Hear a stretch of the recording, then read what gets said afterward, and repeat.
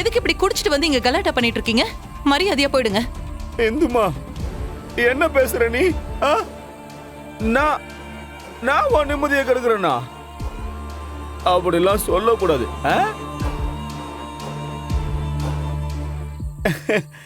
நான் குடிச்சிட்டு வந்திருக்கேன்னு சொல்றியே, இதுக்கு முன்னாடி நான் குடிச்சு நீ பார்த்திருக்கியா?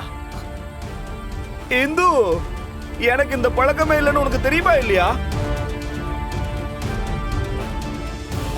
அப்படி இருந்தும் இன்னைக்கு நான் குடிச்சிட்டு வந்திருக்கேன்னா அது ஏன்னு நீ கொஞ்சம் கூட யோசிக்க மாட்டியா? எனக்கு எதை பத்தியும் யோசிக்க வேண்டிய அவசியம் இல்ல. இப்ப நீங்க இங்க இருந்து போக போறீங்களா இல்லையா? என்ன ரெண்டு பேரும் பாத்துட்டு இருக்கீங்க? முதல்ல அவரை போ சொல்லுங்க. ஆக்சுவலி இவங்க என்ன போக தான் சொன்னாங்க. நான் தான் உன்கிட்ட இன்னைக்கு பேசியே ஆகணும்னு புடிவாதமா வந்தேன். இந்துமா, இந்துமா, ஐ லவ் யூ. நான் உன்னை எவ்வளவு மிஸ் பண்றேன் தெரியுமா? நீதான் என்ன புரிஞ்சுக்கவே மாட்டேங்கிற. இந்துமா, இப்பயாவது தயவு செஞ்சு நான் சொல்றது கொஞ்சம் கேள ப்ளீஸ்.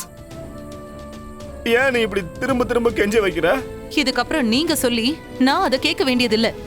அதான் டிவோர்ஸ் கேஸ் ஹியரிங் நாளைக்கு இருக்குல்ல, எதுவா இருந்தாலும் கோர்ட்ல பேசிக்கோங்க.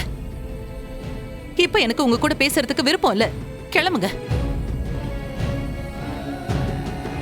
உனக்கு விருப்பம் இல்லாட்டியும் பரவாயில்ல, இன்னைக்கு நான் உங்ககிட்ட பேசிய தீரணும். ஒரு தடவை, ஒரே ஒரு தடவை நான் சொல்றத கேள.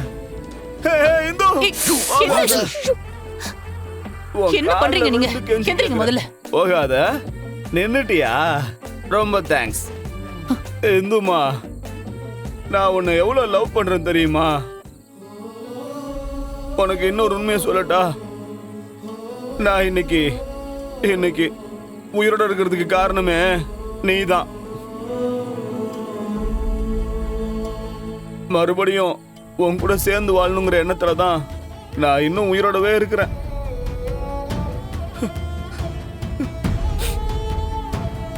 பொன்னையும் பாவையையும் விட்டா எனக்கு வேற யாரு இருக்கா சொல்லு?